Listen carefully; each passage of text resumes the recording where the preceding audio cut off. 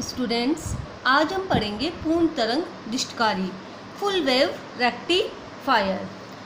ऐसा दिष्टकारी जो प्रत्यावर्ती बोलता संकेतों को पूर्णतः दिष्ट बोलता संकेतों में रूपांतरित कर दे, पूर्ण तरंग दिष्टकारी कहलाता है। मतलब जो आपकी प्रत्यावर्ती बोलता जो होती है, ये आपकी प्रत्यावर्ती बोलता होती है जो आधा चक्र तो धनात्मक होती है और आधा चक्र ऋणात्मक, आधा चक्र धनात्मक और आधा चक्र ऋणात्मक। इस पूरी की पूरी बोलता को जो आपकी दिष्ट बोलता के अंदर परिवर्तित कर दे, वो होता है आपका पूर्ण तरंग दिष्टकारी।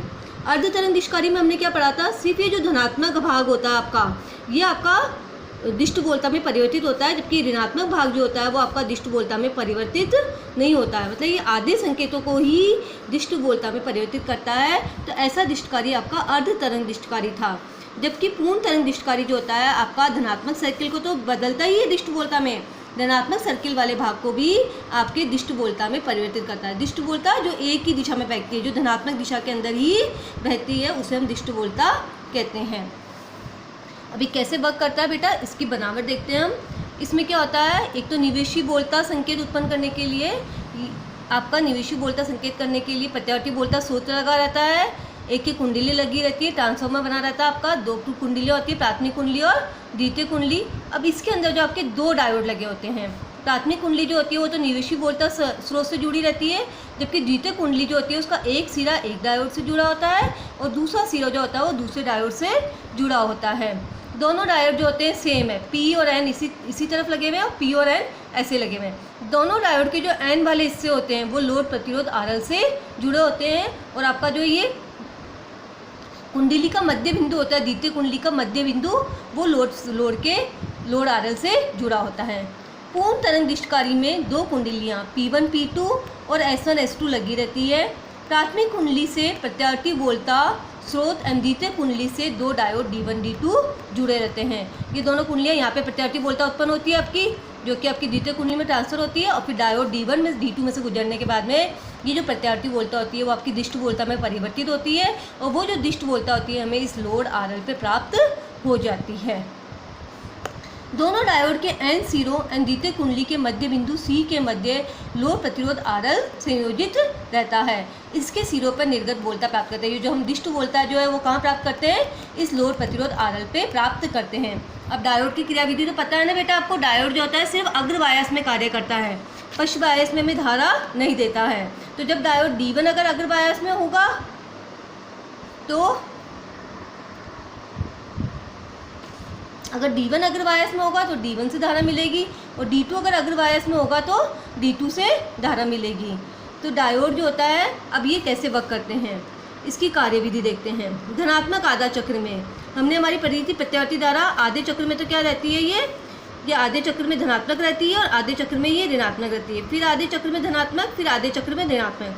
तो ये जब धनात्मक है, आधा चक्र इसका कैसा है, धनात्मक है, तो इस धनात्मक आधे चक्र में क्या होता है बेटा, यहाँ होता है नेगेटिव और यहाँ होता है आपका पॉजिटिव। तो इसके जस्ट उल्टा द्वितीय कुंडली में क्या होता है बेटा, यहाँ होता है पॉजिटिव और यहाँ होता है नेगेटिव। अब प्लस वाला सिरा, धनात्मक सिरा जो है डायोड के पी से जुड़ा हुआ है। जब डायोड का पी सिरा बैटरी के धनात्मक सिरे से जुड़ता है तो डायोड आपका अग्र बायस में होता है। इसका मतलब D1 कौन से बायस में बेटा, अग्र बायस में, जबकि इधर आपका बैटरी का ऋणात्मक सिरा है। अब बैटरी का ऋणात्मक सिरा डायोड D2 के पी सिरे से जुड़ा है, इसका मतलब डायोड D2 कैसे है आपका, पश्च बायस में।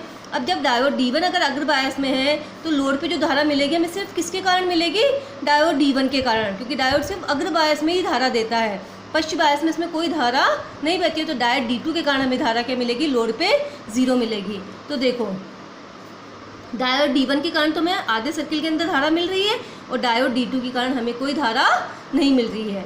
अब जब ऋणात्मक आधा चक्र, अब ये वाला जो हिस्सा है इसका ऋणात्मक वाला, इस वाले में क्या होएगा बेटा, यहाँ पे रहेगा आपका पॉजिटिव तो यहाँ रहेगा आपका नेगेटिव, इसका जस्ट उल्टा इधर हो जाएगा, यहाँ हो जाएगा आपका नेगेटिव और यहाँ हो जाएगा आपका पॉजिटिव। अब जब नेगेटिव वाला हिस्सा अगर बैटरी का ऋणात्मक सिरा पी से जुड़ा है, मतलब डायोड E1 आपका पश्च बायस में है, और जबकि पॉजिटिव वाला हिस्सा डायोड D2 के पी भाग से जुड़ा है, मतलब ये आपका कैसा है, अग्र बायस में। अब डायोड D1 के कारण तो कोई धारा नहीं बहेगी, जबकि डायोड D2 के कारण हमें लोड आरएल पे धारा प्राप्त होती है, दिष्ट धारा। तो इस वाले आधे चक्र में क्या होएगा, इस वाले ऋणात्मक वाले आधे चक्र में डायोड D1 के कारण तो कोई धारा नहीं मिल रही है, खाली है देखो स्पेस, जबकि डायोड D2 के कारण हमें दिष्ट धारा प्राप्त हो रही है। ऐसे ही सर्किल चलता रहेगा। फिर प्लस वाले में आपका डायोड D1 के कारण धारा मिलेगी, और जब माइनस वाला नीचे वाला हाफ साइकिल आएगा तो आपको किसके कारण धारा मिल जाएगी, डायोड D2 के कारण, फिर डायोड D1 के कारण, डायोड D2 के कारण। और इस तरह से दोनों को कंबाइन करके, क्योंकि लोड पे तो धारा मिल ही रही है, तो लोड पे आपको हमेशा धारा मिलती रहेगी, पॉजिटिव हाफ साइकिल में भी और नेगेटिव हाफ साइकिल, धनात्मक वाले सिरे पे भी और ऋणात्मक वाले। तो आपको पूरी जो प्रत्यावर्ती वोल्टता होती है, आपकी पूरी प्रत्यावर्ती वोल्टता आपकी दिष्ट वोल्टता में परिवर्तित हो जाती है दोनों डायोडों के समन्वित वक्र के समन्वित कार्य के कारण। तो इस तरह से हमें ये ग्राफ मिलता है। आसानी से आप बना सकते हैं। निवेशी संकेत बनाएंगे, डायोड D1 के कारण धनात्मक हिस्से में आप धारा दिखाएंगे, और डायोड D2 के कारण ऋणात्मक वाले हिस्से में आप धारा दिखाएंगे। फिर दोनों का टोटल, परिणामी तो टोटल मिलेगा ना भाई, लोड वायरल पे तो आपको धारा मिल ही रही है, तो टोटल करते वक्त आप दोनों में धारा दिखा देंगे, लेकिन कौन सी धारा, सिर्फ धनात्मक वाली धारा मिल रही है आपको। ठीक है, इस तरह से आप ये ग्राफ बना देंगे। तो इस तरह से हमें समझ में आता है कि जो पूर्ण तरंग दिष्टकारी होता है वो आपका निवेशी और निर्गत, मतलब जो निवेशी धारा होती है, निवेशी पूर्ण प्रत्यावर्ती धारा को निर्गत पूर्ण दिष्ट धारा के अंदर परिवर्तित कर देता है। घरों में अवधि